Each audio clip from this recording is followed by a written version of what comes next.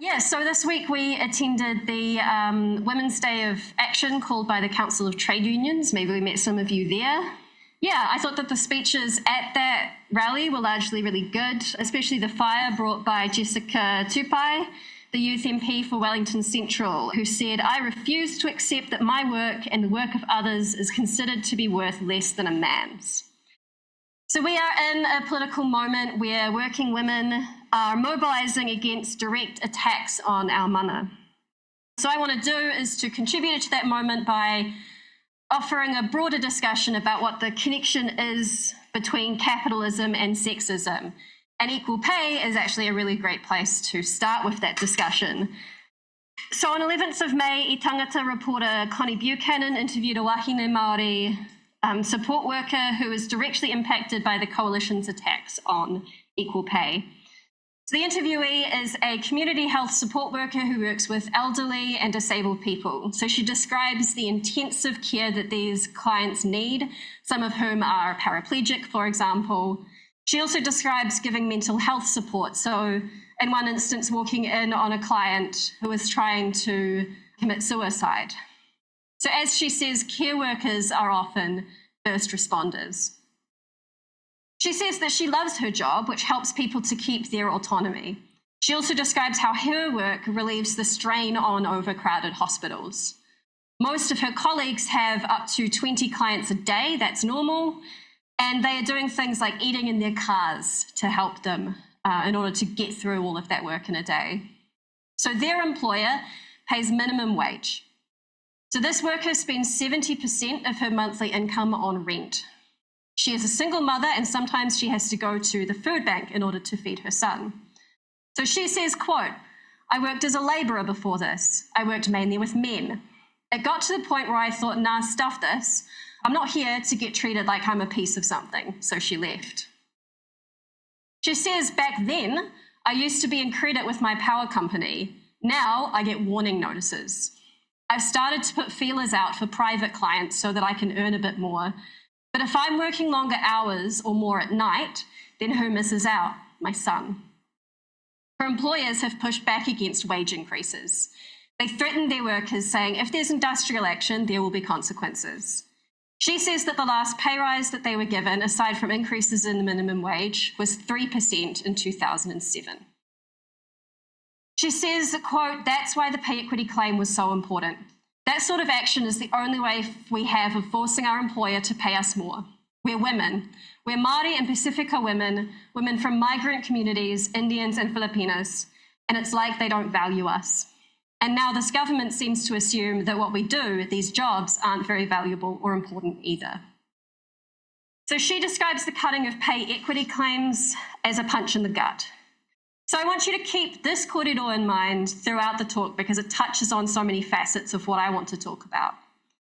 So I'm talking about gender repression in this talk as the sort of term that I've chosen because I think that this issue is broader than just sexism against women. And I'm talking about repression as well as, like oppression, gendered oppression, because I want to acknowledge that this is a time when we're seeing overt attacks and crackdowns on gender equality and gender freedoms. So to narrow down this big topic for myself, I'm focusing mostly on New Zealand, but I want you to make these connections to how these things play out internationally as well. All right. So this is the article that I was referencing.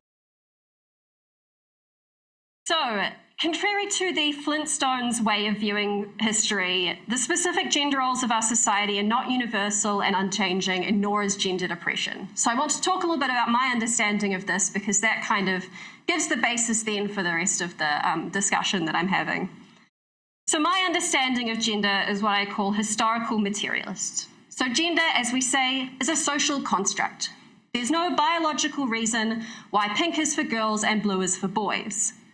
Gender is all about the roles and identities that are available to you in a given society, and these ideas change over time. This, if you like, is the historical side of historical materialism. The material side is that these ideas don't come out of nowhere.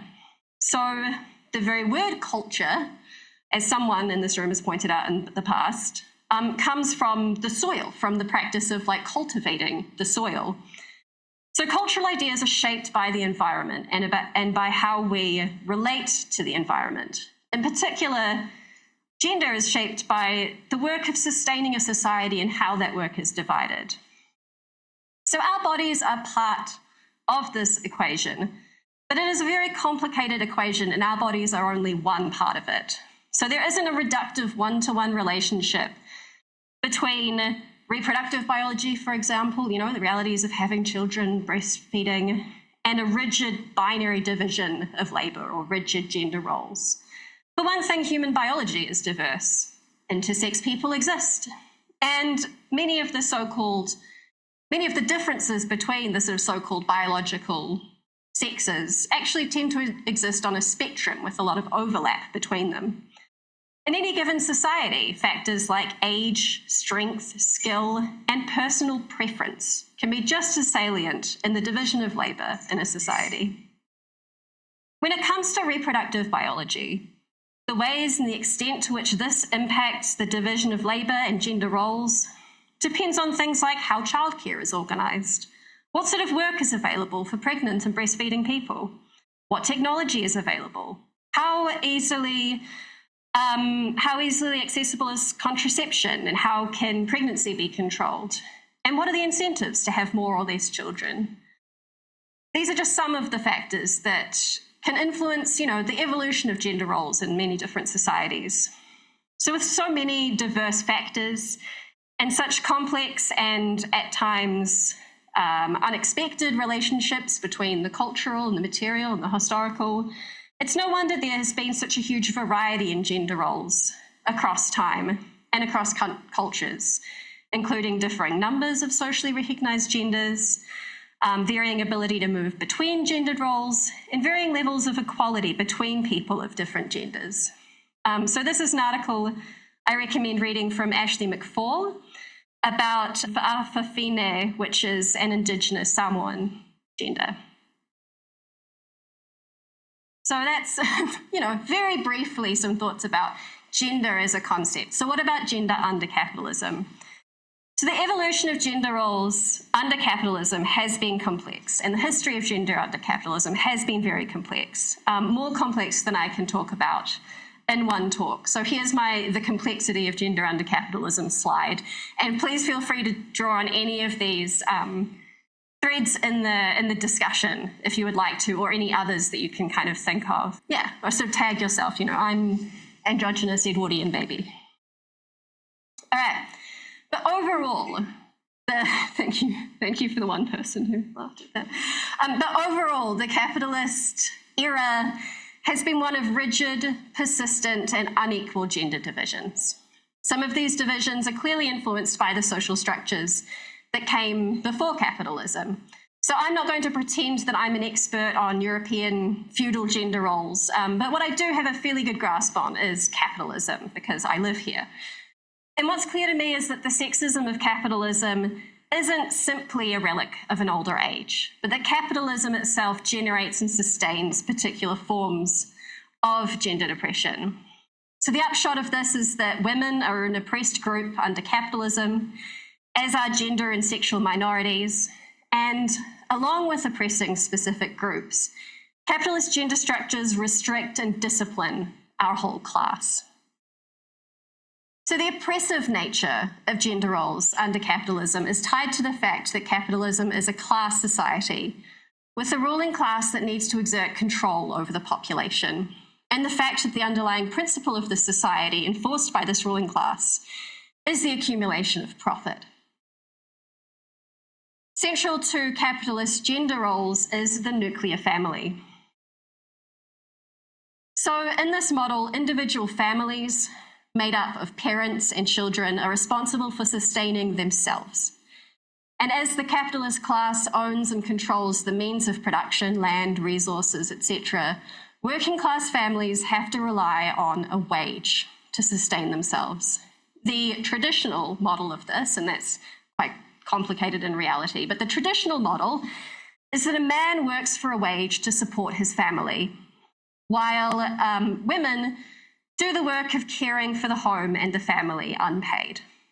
This is not a formation that people just naturally sort themselves into, but it's something that has been actively cultivated through interventions by employers and the state. For example, the family wage, not in existence anymore, but previously paid to male workers to support their families, along with things like legal penalties for deviation from this model, and of course the denial of economic independence for women.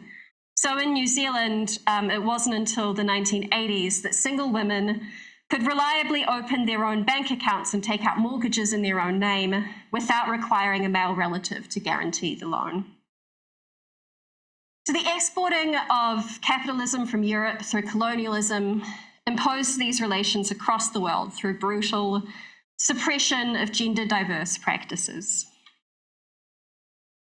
So an early architect of colonisation in New Zealand, Edward Wakefield, once said that, quote, "Mankind have adopted a simple contrivance for the promoting the accumulation of capital," which was, quote, "to divide themselves into the owners of capital and the owners of labour," which is not how I would describe that process. Wakefield's stated goal was to, quote, "transplant English society with its various gradations, i.e. class divisions, in due proportion." Later in 1865, then Justice Minister Henry Sewell outlined the aims of the Native Land Court, quote, "to destroy the principle of communism upon which the Māori social system is based, and which stands as a barrier in the way to all attempts to amalgamate the Māori race into our social and political system." So what they're saying very explicitly is that Māori communal society, including communal childcare and traditional gender roles, was a direct obstacle to colonialism and the establishment of capitalism in society. And so these were repressed through violence, dispossession, and indoctrination. But thankfully, these concepts and practices have not been entirely lost. So Manawahine is an ongoing inquiry with the Waitangi Tribunal addressing claims that Crown action since colonisation has eroded the status of Māori women in society, denying their rights over land and political participation, diminishing the flexibility allowed by communal childcare, suppressing traditional roles and practices, and essentially relegating wahine to a second-class status. The role of tāne was also transformed by colonisation, largely into a marginalised and expendable pool of wage labour. This resource up here, the centre one, discusses traditional Māori whānau structures, including the very prominent role of tāne in nurturing and child rearing, which cuts against both capitalist gender expectations and contemporary racist stereotypes of Māori men. Whakatapui is a term that historically refers to an intimate companion of the same sex, which has been reclaimed from the 1980s to refer to Māori people of diverse gender and sexual identities. Part of this is a recognition, as researchers such as Elizabeth Kirikiri have been exploring, that there was acceptance of gender and sexual diversity prior to colonisation, the very history of which has been suppressed. To see just sort of some of the ways that these dynamics play out. So the period of the 30s to the 50s, which saw an emphasis on the nuclear family across New Zealand, complicated by the war, of course, but nonetheless sort of retrenched after that period. This was also the era of Māori urban migration as landholdings shrank. So this included the practice of pepper potting, where the Department of Māori Affairs deliberately scattered Māori families among non-Māori population in cities in order to break up broader networks. The disproportionate uplifting of Māori children by the state has also been part of this legacy of assimilation. The government is currently dismantling protections put in place to protect against this, so repealing policies which prioritise placing tamariki Māori within kinship networks of hapu and whānau.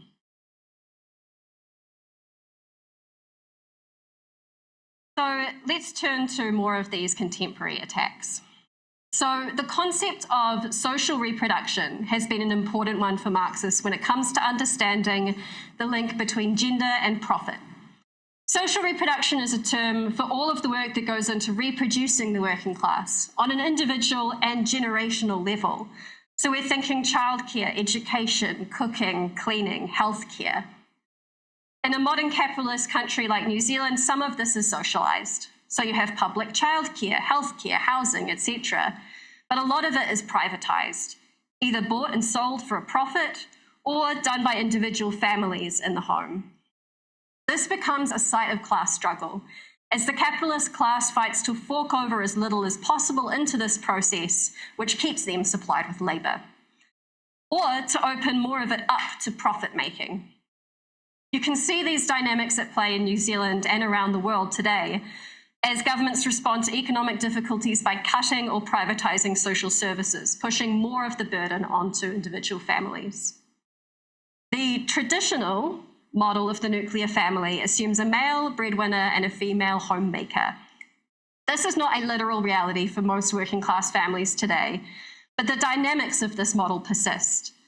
According to statistics from the Ministry of Women, women still have lower workforce participation than men, are more likely to take time off work for care responsibilities, taking significant financial hits in the process of this. And women still do more work in the household, even when they are also working. This unpaid work feeds into gendered expectations, into gendered social expectations, such as to be caring, to be submissive, to be self-sacrificing. And it also leads to women's work outside of the home being devalued. The 1960 Equal Pay Act said that women had to receive equal pay for equal work in the public service in New Zealand. A 1972 Act extended this to the private sector. Subsequent legal battles have fought to realise the principle of pay equity. The idea that women should be paid equally, not just for the same work as men, but for work of equal skill, effort, responsibility, etc. This is to tackle the issue that women tend to be concentrated in certain types of work that are underpaid because they are performed predominantly by women and because they are considered feminine. They are associated with this unpaid work that is done in the home. The coalition government has taken the torch to all of this, as I'm sure we all know by now. The existing policy said that you could raise a pay equity claim if your workforce was 60% female. The government is raising this threshold to 70%, which would exclude workforces such as teachers, probably deliberately. They are also restricting job comparisons to jobs within the same industry, completely defeating the point of comparators. They've explicitly said that this will save them $11 billion over the next 4 years, allowing them to maintain tax cuts and other policies beneficial to the rich. MPs like Brooke Van Velden have been proudly displaying the very prejudice these laws are supposed to counteract by sneering at existing cross-industry comparators, mocking the idea that social work, for example, could be compared to the work of air traffic controllers. We are also seeing these dynamics playing out in industrial action by workers like nurses and teachers as they fight back against this. So the cutting of pay equity has added fuel to the fire for these workers who are already simmering over woeful pay and grueling conditions, and has added further impetus to strike action. You can see the sexism of the government in the way that they cast these workers as greedy. Politicians have been downright lying about the pay rates for these workers, such as nurses, and making sure that pay is front and centre in the media reports, because they know that somewhere deep in the psyche of many people, they will be offended by the idea of women asking for more money to do this work which we are supposed to do out of love and kindness. One effect of this is to sideline workers' concerns about conditions and staffing, which are often more immediately and obviously impacting their day-to-day lives and are often more prominent in their own cited reasons for going on strike.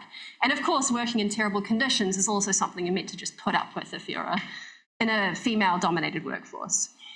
This also happens in negotiations, where non-pay issues such as staffing and conditions are sidelined. Impacts of this on workers is that it also can lead to frustration and an acceptance of the pay versus conditions framing, which can add to the internalized shame and reticence of workers in these workforces to talk about money or to demand money for the work they're doing, which is something that I definitely noticed at times when I was working as a teacher. So our response obviously needs to be to reject the counterposing of pay and conditions and demand both, because ultimately these things are very intimately connected to each other. And in this era of attacks on the very concept of pay equity, this should be a matter of principle for us. Another important facet of these workers' struggles is that they are part of a fight back against the gutting of public services. As I mentioned earlier, the cutting of public services pushes more of the burden onto individual families and especially onto women. Take health and support services, for example. According to Carers New Zealand, at least 1 in 7 adults in Aotearoa are unpaid carers, looking after sick, disabled, or elderly members of their household or community. 2/3 of these are women. This comes with significant economic and social repercussions. Collectively, carers lose an estimated $1.5 billion in employment revenue per annum, with 2/3 of this income lost by women. To say nothing of the impact this can have on well-being and life opportunities. So attacks on public health and support services will only exacerbate these inequalities as the workload and pressure on these carers increases. As well as being a source of exploitation, one of the risks of these traditional gender roles is that they put women, and minors for that matter, in a position of dangerous economic dependence. Attacks on pay equity need to be seen as attacks on economic independence for women and gender minorities. And I don't think it's an accident that we're seeing internationally an ideological push towards traditional gender roles at the same time as we're seeing a cutting back of anything that gives us other options. Speaking of other options, so while at times capitalism has accommodated alternatives to the heterosexual nuclear family, this model is still very persistent. And on the whole, divergent sexual and gender identities and practices have always been troubling to this model. Because once you reject compulsory heterosexuality, you start getting all kinds of ideas, you know. So gender and sexual expression that doesn't align with this project of reproducing the next generation of workers has been treated at best as superfluous and at worst as suspect, and has been subject to stigma and criminalisation in Aotearoa. It wasn't until 2017 that people who had been prosecuted for homosexuality had this removed from their criminal records. Relatedly, reproductive bodily autonomy has tended to be something that limits our dependence on the nuclear family and has given us more freedom in a system that profits from our lack of options. So you can see international attacks on queer and particularly trans rights in this light as well. I recently interviewed Alma de Anda, co-president of abortion rights group Alrans, for the paper, and she made the connection between attacks on trans rights and abortion rights quite explicit. There are, for example, very pronounced anti-abortion and anti-trans politics within New Zealand First. Winston Peters was recently on a podcast hosted by anti-abortion campaigner Bob McCoskrie, where he was talking about trans people. And as Alma says, they have found a great wedge with this topic. And if they can limit trans healthcare, their thinking goes, then they can chip away at abortion down the line. In Aotearoa, attacks on trans people include erasing gender diversity from sex ed, turning gender-affirming care for minors into a matter for public debate, appointing a known transphobe to the Human Rights Commission, and directing Health New Zealand not to use inclusive language such as pregnant people. They've also appointed an anti-abortion Minister of Health. When it comes to capitalism and oppression, it's not always a matter of seeing a direct one-to-one relationship between oppression and profit. Attacks on oppressed groups are also about maintaining the profit-making system as a whole and enforcing class rule. Limits on gender freedoms are about lowering our expectations for personal autonomy and fulfillment. Overseas, the links between gendered repression and authoritarianism are very clear. Even here, we can see that gender is being used to discipline the working class.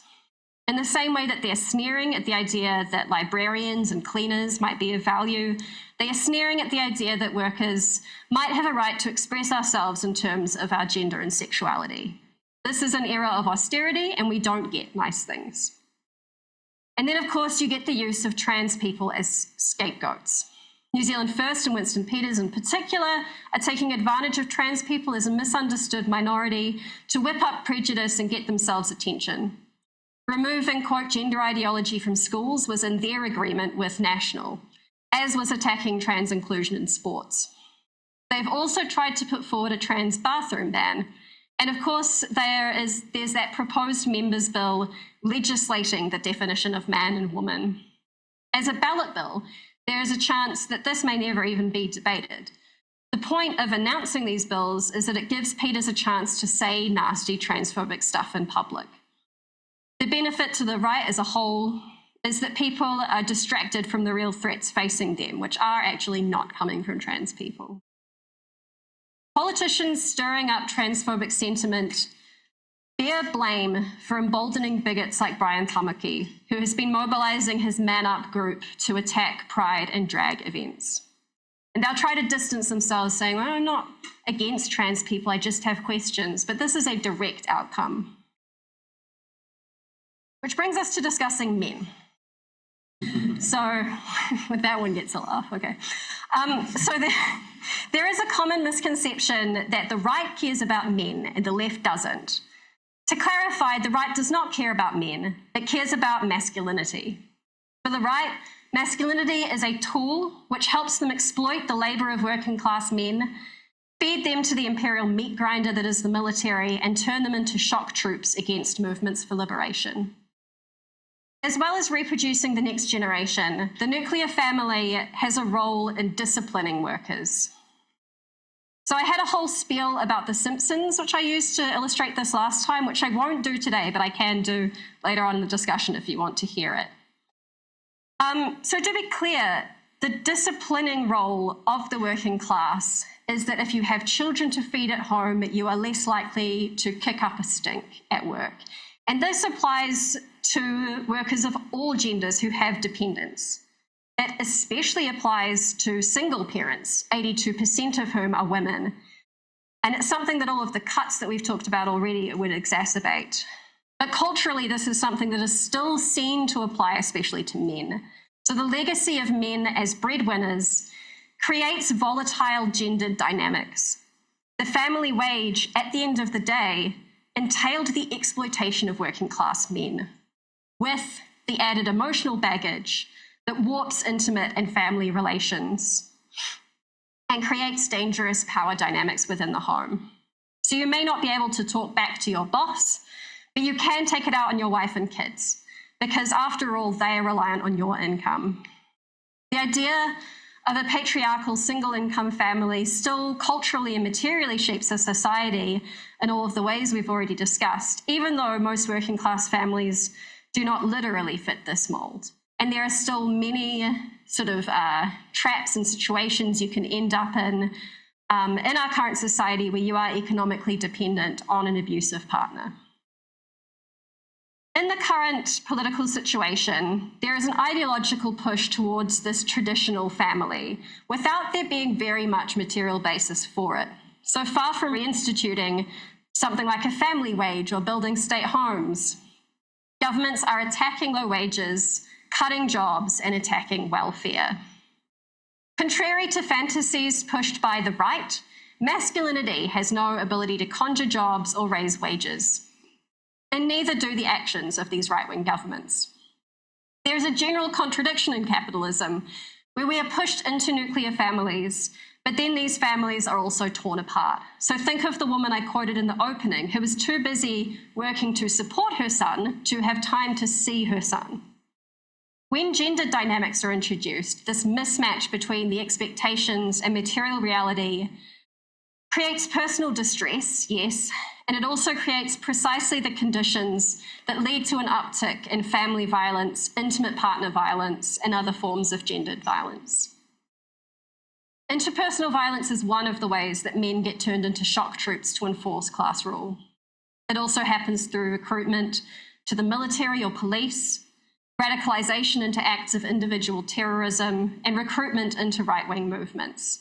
So this article I'm displaying up on the screen here is one from our website, which is about these movements. So in these movements, wealthy and powerful men deploy masculinity to make working class men think that women, or feminism, are the cause of all of their problems and that they are on the same team, when in fact the wealthy have nothing but contempt for working class men.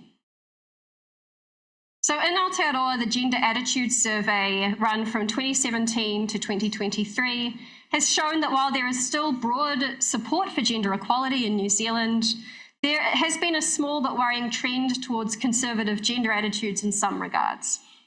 Here are some of the results from the 2023 survey.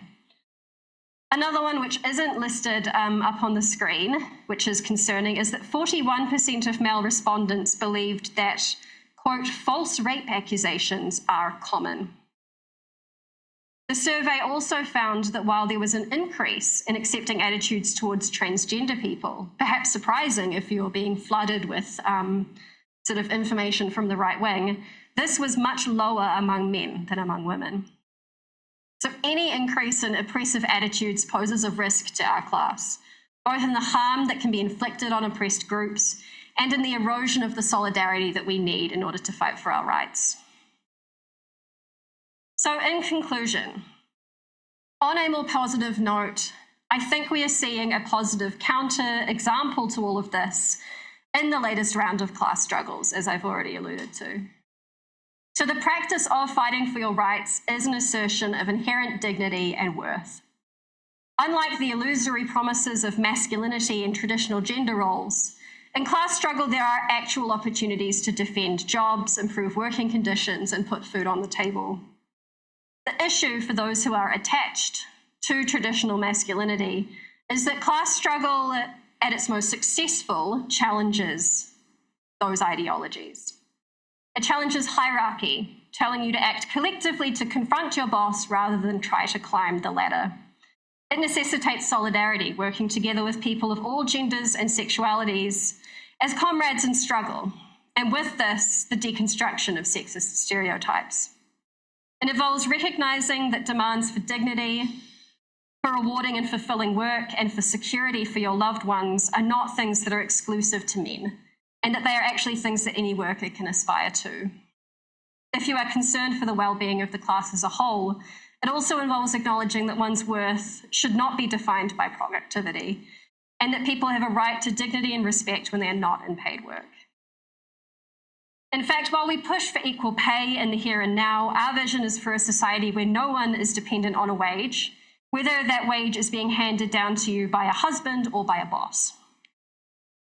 Ultimately, the socialist vision is for a collective egalitarian society, and that is not compatible with capitalist gender roles that insist that some people are put in a dependent or subordinate position, and it is not compatible with the privatized, atomized version of family life, where you only care about your own kids and it's each family out for itself. It's far more compatible, in fact, with communal indigenous practices which capitalist states have tried to eradicate. So one of our key slogans for this year has been turn the culture war into class war. And I think it's becoming clear that what we mean by this is that the culture war is class war. And that we need to expose this in order to turn the tide of this war in our favor.